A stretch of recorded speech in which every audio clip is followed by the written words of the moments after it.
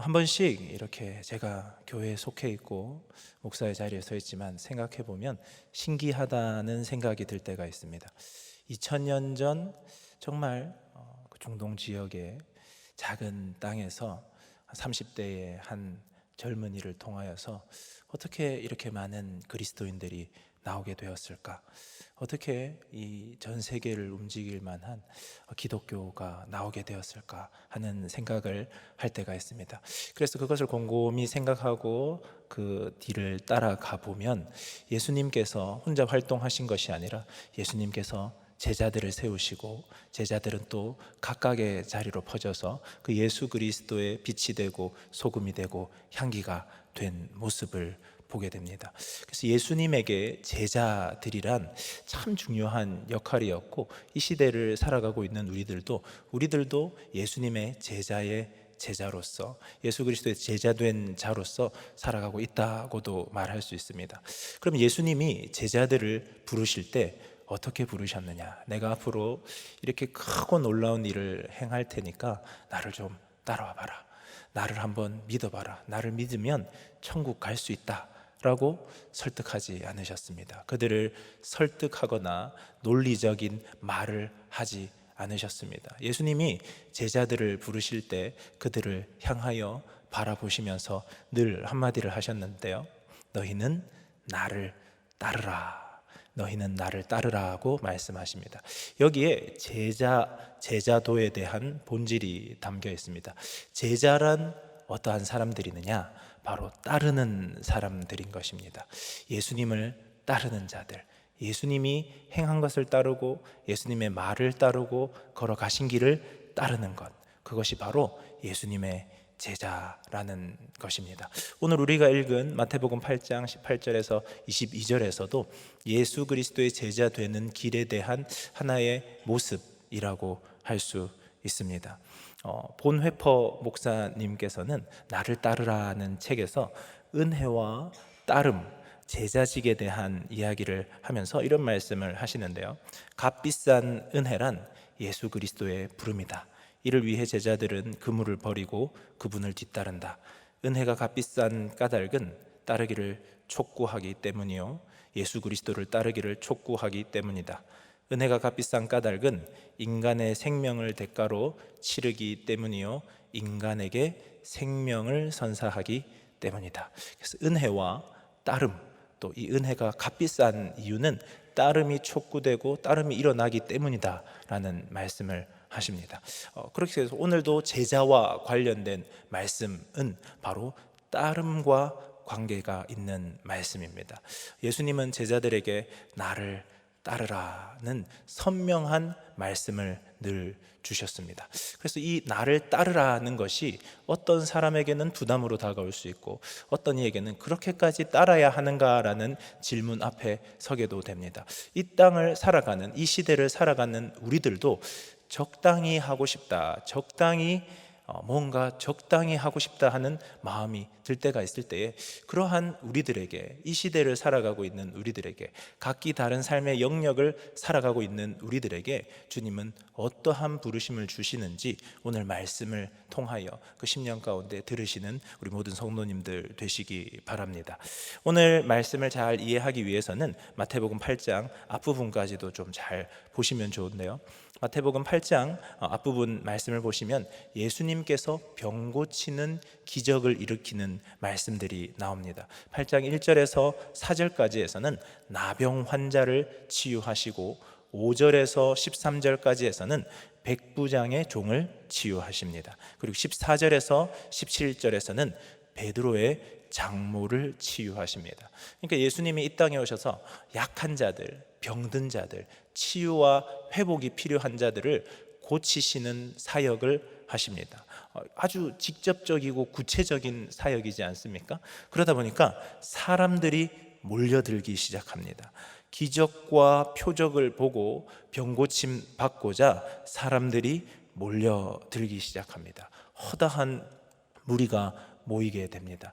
예수님을 따르면 뭔가가 나올 수 있겠다, 예수님을 따르면 내 인생이 역전될 수 있겠다 하는 사람들이 쏟아져 나오고 있는 것입니다. 그때에 한 사람이 가장 먼저 앞서 나오게 되는데요, 19절 말씀입니다. 19절 말씀을 한번 보시면요, 한 서기관이 나와 예수께 이르되 선생님이여 어디로 가시든지 저는 따르리이다. 서기관은 당시에 성경을 필사하던 사람 또는 율법학자로 볼 수 있습니다. 그러니까 그 당대의 지식인이면서 상당히 사회적 지위와 위치, 경제적인 부도 가지고 있던 사람이라고 할 수 있습니다. 이 사람은 율법학자이면서 성경을 필사하는 사람이었기 때문에 아주 지식인이었고 많은 지적인 것들을 가지고 있는 사람이었습니다. 그에게는 늘 꿈이 있었을 겁니다. 좋은 선생님을 만나서 더 좋은 서기관, 더 좋은 율법학자가 되는 것이 꿈이었을 겁니다. 그리고 궁극적으로는 나도 누군가에게 아주 훌륭한 랍비가 되어서 인정받는 인생으로 살아가는 것, 그것을 그의 삶의 목표로 잡았을 수 있을 것입니다. 성경 말씀에서 서기관들은 예수님과 가까이 지내는 사람이 없었습니다. 예수님과 늘 좀 대척점에 서 있다고 할까요? 왜냐하면 그들은 종교적 지도자였기 때문에 예수님이 오셔서 그들의 원리, 그들의 원칙을 뒤집어 엎는 것을 아주 불쾌하게 여겼습니다. 그런데 이 서기관은 상당히 열린 마음이 있었습니다. 상당히 열린 마음이 있어서 예수님께 찾아와서 율법학자이면서도 30대의 그 젊은 예수님께 선생님이여 라고 말합니다. 랍비여, 내가 당신에게 가르침을 받겠습니다. 좋은 가르침을 가르쳐 주십시오 하고 그를 부르는 겁니다. 그리고 어디로 가시든지 저는 따르겠습니다 라고 말합니다. 이 서기관은 아주 좋은 스승을 발견했다고 생각한 것 같습니다. 그가 인생을 살아오면서 이렇게까지 지혜롭고 또 현명하며 기적을 일으키는 이렇게 좋은 선생님을 만나게 된다라고 생각했습니다. 아마 예수님도 그 상황에서 서기관이라는 사회적 지위가 있는 사람이 예수님께 나와 기꺼이 선생님을 요청하면서 예수님을 따르겠다고 하는 것은 많은 이들에게도 참 좋은 본보기가 됐을 것입니다. 그런데 예수님의 대답은 그 서기관이 기대한 것이나 그 주위의 사람들이 그 상황을 바라보고 있는 사람들의 모습과는 전혀 다른 응답이 나오게 되는데요, 20절 말씀은 우리 한 목소리로 말씀을 읽도록 하겠습니다. 예수께서 이르시되 여우도 굴이 있고 공중의 새도 거처가 있으되 인자는 머리 둘 곳이 없다 하시더라. 아멘. 특별히 그래 나를 따르라, 훌륭하다 라고 특별히 말씀하지 않습니다. 그런데 우리가 읽었던 8장 20절 내용을 보면 여우도 굴이 있고 공중의 새도 거처가 있으되 인자는 머리 둘 곳이 없다, 어떤 의미에서 완곡한 거절의 느낌을 가진다고 할 수 있습니다. 여기에서 우리들이 좀 눈여겨볼 부분은 인자는 머리 둘 곳이 없다라고 말씀하시는 바로 그 부분인데요, 예수님께서 자기 자신을 지칭하시기를 인자라고 지칭하십니다. 그러니까 이 인자라는 말과 뭐가 좀 대조를 이루고 있느냐면요, 아까 19절에서의 선생님이여 하는 그 말과 인자라는 이 말이 대치를 이루고 있다고 볼 수 있습니다. 여기에서 인자라고 하는 것은 누가복음에서 예수님께서 자기 자신을 인자라고 칭하는 것이 이곳에 처음 등장하는데요, 이 인자라는 말은 우리가 크게 두 가지 의미가 있는데, 첫 번째는 인자, 정말 말 그대로 사람의 아들이다라는 것으로 쓸 수 있고요. 그런데 구약 성경에서 이 인자라는 말을 마치 대명사처럼 사용하는 부분이 있는데, 다니엘서 7장에 가시면 마지막 심판 때에 심판하실 이로 인자와 같은 이가 나온다라는 말씀이 있습니다. 다니엘서 7장 13절에서는 내가 또 밤 환상 중에 보니 인자 같은 이가 하늘 구름을 타고 와서 옛적부터 항상 계신 이에게 나아가 그 앞으로 인도되매. 그러니까 소묵시록이라고 불리는 다니엘서에서 인자라는 것은 마지막 때에 임하실 메시아라는 의미가 있는 것입니다. 그러니까 이 서기관이 예수님께 나아온 것은 좋은 선생님으로서 내가 인생에 좀 좋은 가르침을 받고자, 내가 좀 좋은 가르침을 받아서 조금 더 좋은 서기관이 되고자 하는 그 마음으로 예수님께 나왔다면 예수님께서 대답하시는 대답은 그것이 아니라는 겁니다. 너는 지금 좋은 선생님 앞에 서 있는 것이 아니라는 겁니다. 너는 지금 심판대에, 마지막 때에 심판하실 하나님 앞에 서 있는 것이라는 것을 말씀하십니다.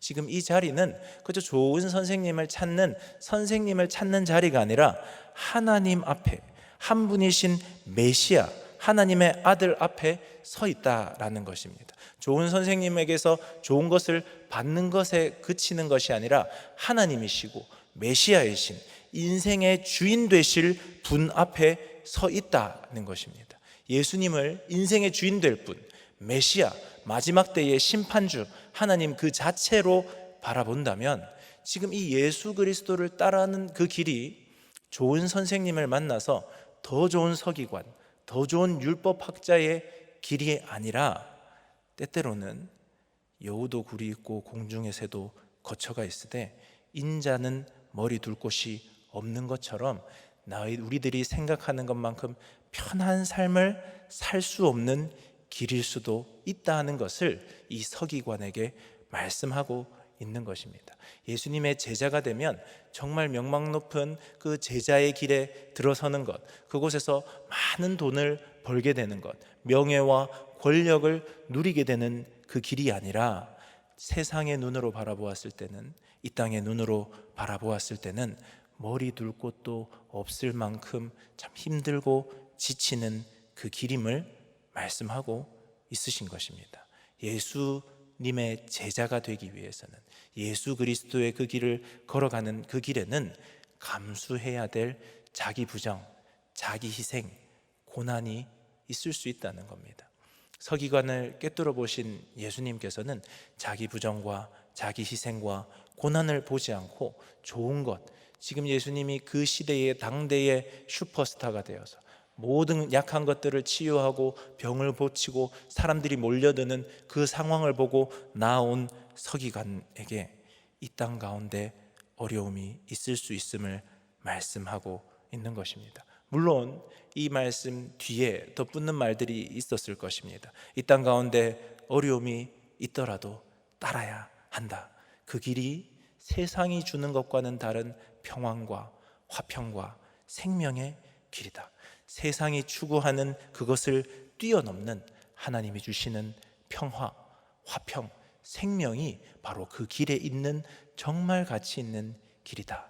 그러니 눈에 보이는, 머리 둘 곳이 없어 보이는 그것에 휘둘리지 말고 참된 이 길을 따라오라는 예수님의 말씀이었을 것입니다. 서기관은 그 예수님의 말씀에 가타부타 다른 말을 하지 않습니다. 주님을 따름으로써 치루어야 할 대가가 무엇인지를 들었습니다. 예수님은 제자들이 기꺼이 대가를 치르고도 남는 그 생명의 길을 따르기를 원하셨습니다. 예수님을 따른다는 것은, 예수님을 따라 걷는다는 것은 헌신 없이, 어려움 없이, 고난 없이 걸을 수 없는 길입니다. 그런데 그 길이 생명의 길이라는 것입니다. 세상이 주는 것과는 다른 참 생명이 바로 그곳에 있다는 겁니다. 예수님은 더 많은 제자들을 얻기 위해서 자신의 기준을 낮추거나 자신의 조건을 수정하시는 일이 없습니다. 그리고 그의 부르심을 받아들일 수 있도록 좀 더 쉽게 그 길을 열어주시지도 않습니다. 예수님께서는 그저 말씀하십니다. 나를 따르라. 세상의 눈으로는 머리 둘 곳이 없어 보이지만 그 길에 은혜가 있다. 세상에서는 머리 둘 곳 없는 여우보다 못한 인생으로 보일 수 있지만 그 길에 생명이 있다. 그 길에 예수 그리스도가 함께 걸어간다. 그것이 바로 생명이요, 영원한 생명이 약속된, 영화로운 우리의 삶이 약속된 천국으로 이어지는 길임을 우리에게 선명하게 말씀하고 있습니다. 예수 그리스도를 따르는 사람들을 제자라고 하면서, 또한 이 시대로 말한다면 예수 그리스도를 따르는 사람들을 그리스도인이라고 할 수 있을 것입니다. 예수 그리스도를 따르는 사람들을 성도라고 할 수 있을 것입니다.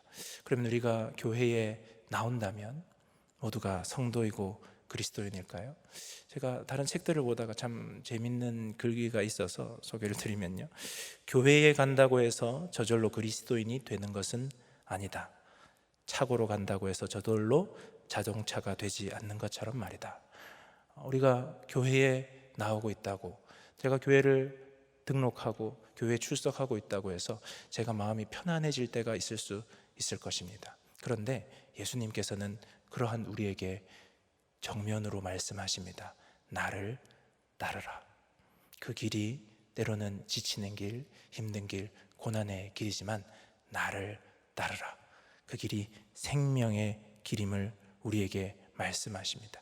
기꺼이 대가를 지불하고 좋은 선생님을 찾는 것이 아니라 마지막 때에 심판하시고 생명의 주인이신 그 주님을 따르라고 말씀하십니다.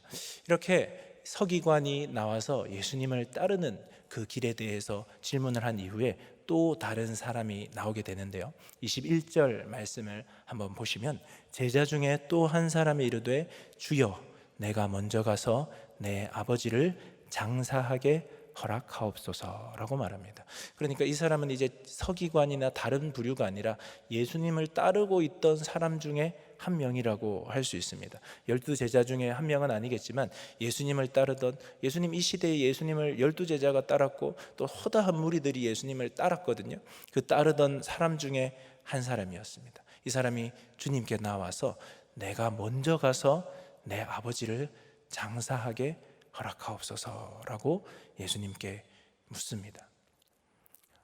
이때 좀 약간 놀라운 대답이 돌아오게 되는데요, 22절 말씀인데, 22절 말씀 저희들 한 목소리로 함께 말씀 읽겠습니다.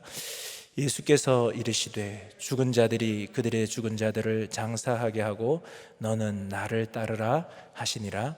아멘. 유교 전통이 강한 우리, 또 우리 전통이 강한 우리뿐만 아니라 아마 이 시대에서도 이렇게 아버지 장사를 지내고 온다는데 그것마저도 허락하지 않고 나를 따르라고 말씀하시는 것. 그래서 이 부분을 때로는 난해 본문이라고 해서 해석하기 참 어려운 본문으로 보기도 합니다.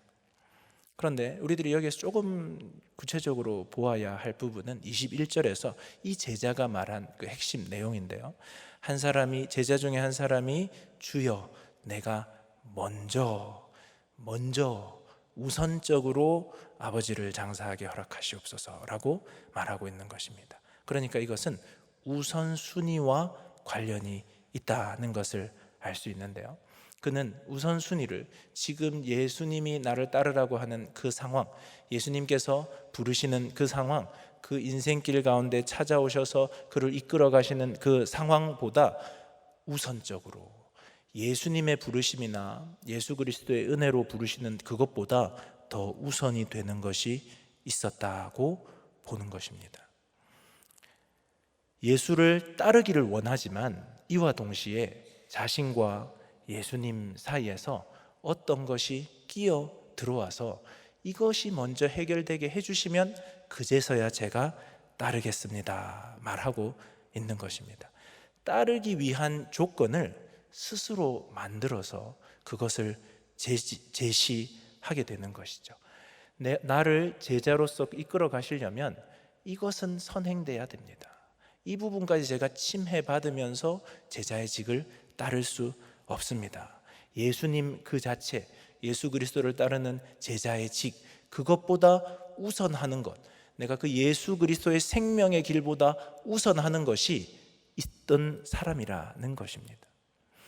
여기에서 우리는 성경 말씀을 읽고 해석할 때 때때로 약간 해석이 안 되는 부분들은 성경 전체에 흐르는 하나님의 질서, 하나님의 마음을 통하여서 우리들이 해석하는 것이 참 중요한데요, 그렇다면 우리가 21절, 22절 말씀을 보면 하나님께서 정말 부모님의 장래까지도 무시할 정도의 분이신가를 본다면 전혀 그렇지 않음을 누구보다도 잘 아실 것입니다. 하나님께서는 부모를 공경하라 하는 말씀, 그리고 예수님께서 마지막에 십자가에 달리실 때 그의 사랑하는 제자에게 나의 어머니를 부탁한다고 말씀하실 정도로 부모님이나 부모 공경에 대한 것을 철저히 가지고 계셨던 분입니다. 그렇다면 우리가 이 상황, 우선순위 가운데 예수 그리스도를 따르는데 조건을 끼워 넣는 이 상황을 어떻게 우리가 볼 것이냐. 이 당시에는 그 집안의 장자, 가장 큰 장자는 역할은 무엇이냐면 아버지가 돌아가실 때까지 아버지를 잘 보필을 하는 것입니다. 그리고 그 아버지를 잘 장례 치르는 것까지 행하게 되면 이 당시에 있었던 그들의 재산, 그 아버지의 재산이 장자, 첫 번째 아들에게 갑절로 주어지게 됐거든요. 그러다 보니까 아버지를 보필하고 모셔야 되는 그 권한, 권리, 의무가 이 장자에게 있었던 것입니다. 그래서 그것을 잘 행한 그 아들에게 갑절의 유산이 이어지는 것이었던 건데요. 이 아들이 그래서 바라보기를 이 아들이 그 아버지가 지금 이미 돌아가셔 있는 상황이 아니라 이 아버지가 노쇠하셨든지 나이가 드셨든지 아프시든지 이 아버지가 장례 지내는 그 시간까지 기다려 달라는 겁니다. 그때까지 본인이 그것을 잘 마치게 하고 그 이후에 예수 그리스도를 따르게 되는 그 길을 요구하고 있는 것입니다. 어떻게 보면 합리적인 제안입니다. 자신의 판단에 따라 잘 정리된 제안입니다. 윤리적으로도 정당한 제안입니다. 그런데 이것은 예수 그리스도께서 너는 나를 따르라, 제자로 부르는 제자로의 부름이라기보다는 한 신앙 프로그램을 수행하는 것에 정도에 그치지 않는 것입니다. 예수 그리스도를 따르는 것보다 더한 따름이 있기 때문입니다. 예수님께서는 이 제자에게 말씀하십니다. 죽은 자가 죽은 자를 장사 지나게 하라 말씀하십니다. 예수 그리스도를 따르는 것보다, 예수 그리스도를 구하는 것보다, 예수 그리스도의 길을 걸어가는 것보다 우선이 되는 것이 없다는 것입니다. 예수 그리스도를 따르는 것보다 내 부모가 우선이 되지 말아야 됩니다. 예수 그리스도를 따르는 것보다 내 자녀가 우선이 될 수 없다는 겁니다.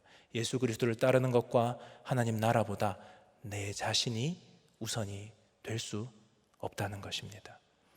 부모님이라는 그 단어에 머무는 것이 아니라 그 무엇도 예수 그리스도를 따르는 것보다 우선이 될 수 없다는 것을 예수님께서는 오늘 우리에게 말씀하십니다. 예수님이 제자들을 부르십니다. 그 능력을 보여주셨습니다. 그리고 그를 따르라 하는 요구와 요청이 제자들에게 흘러갑니다. 그 부르시는 그 순간 우리들에게 주어지는 것은 순종이어야 하는 것입니다. 그런데 우리들은 그것을 미루게 됩니다.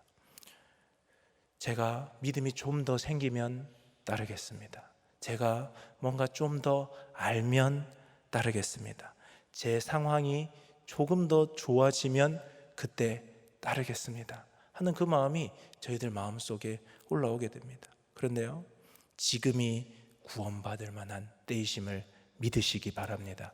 지금 예수 그리스도께서, 하나님 되신 그분께서 가장 우선적으로 예수 그리스도를 따를 것을 요구하고 요청하신다는 것을 아시기 바랍니다. 하나님은 우리에게 순종을 요청하십니다. 그 말씀을 들었을 때 반응하기를 요청하십니다. 내 고집을 내려놓고 예수 그리스도를 따라 걷기를 요청하십니다. 오늘이 바로 예수님을 따라 걸을 때입니다. 오늘이 다른 그 어떤 것보다 예수 그리스도를 바라보며 예수 그리스도의 그 생명의 길을 위하여 걸어가야 될 때입니다. 오늘 내 삶이 주께 속해 있음을 확정하고 그곳에서 순종하고 그 길을 걸어가야 하는, 순종해야 하는 바로 그 시간, 그 시간이 바로 이 나를 따르라는 그 시간입니다. 우리는 믿음이 참 중요한 종교가 기독교라고 하지 않습니까? 이신칭이 믿음으로 말미암아 의롭다함을 받게 되는 것입니다. 그런데 이 시대에 믿음이라는 것은 그저 내가 인지적으로 알고 동의하는 것이 믿음이 아닙니다. 믿음이라는 안에는 따름이 포함되어 있는 것입니다.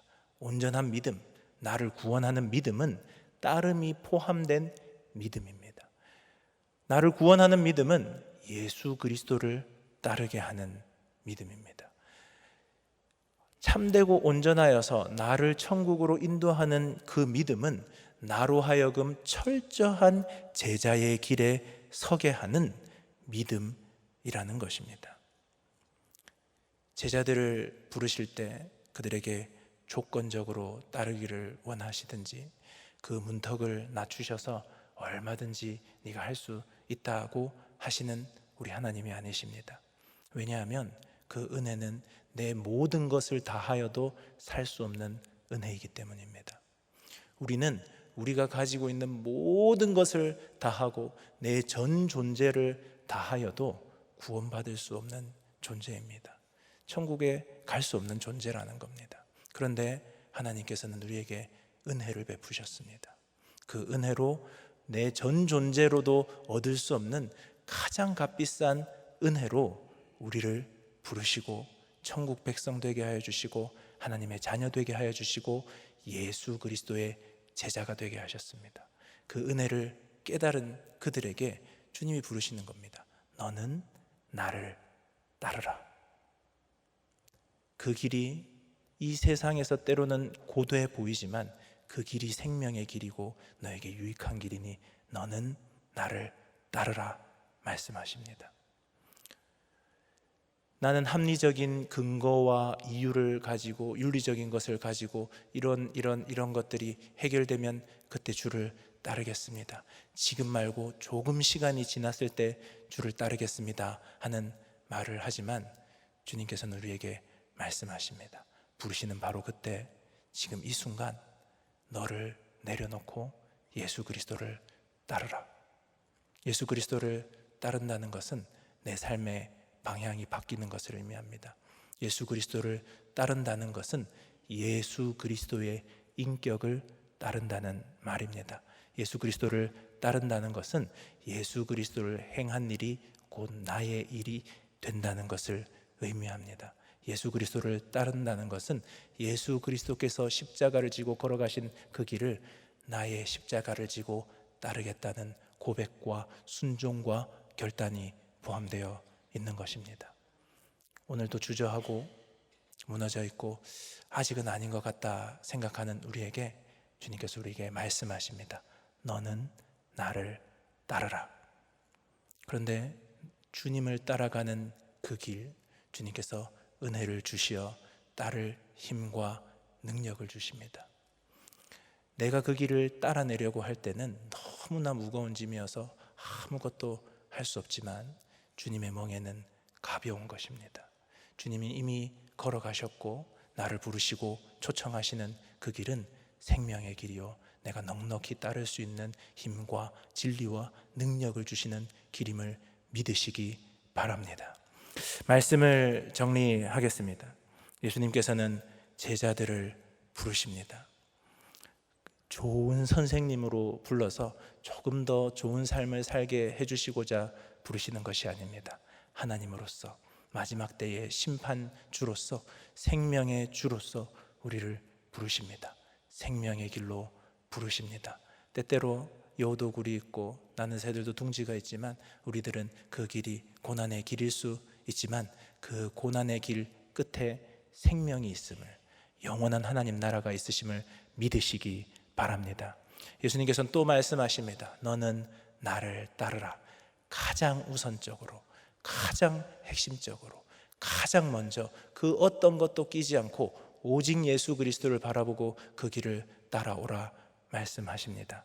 그때 우리 지금 이 순간 바로 오늘 순종하며 나아가신 우리 모두가 되기를 바랍니다. 순종하며 나아갈 때 주님이 은혜를 더하실 것입니다. 능력을 더하실 것입니다. 예수 그리스도께서 걸어가신 그 길을 따라갈 때 주님이 행하셨던 그 놀라운 일들이, 생명 살리는 일들이 우리들의 삶 가운데 드러나고 나타날 것입니다. 우리를 제자로 삼으셔서 하나님 나라가 이 땅 가운데 임하게 하실 것이고 그 길을 걸어가는 그곳에 하나님 나라가 연결되어 영화로운 하나님 나라로 우리가 들어가게 될 것입니다. 주님이 오늘 그 길로 우리를 부르십니다. 오늘 이 밤 너는 나를 따르라, 그 말씀에 응답하고 순종하시는 우리 모든 성도님들 되기를 주님의 이름으로 축복합니다. 우리 시간 함께 기도하겠습니다. 사랑의 하나님, 주를 믿고 주를 따른다 하였지만 제 머릿속에 얼마나 많이 재고 판단하고 두려워하였는지 모르겠습니다.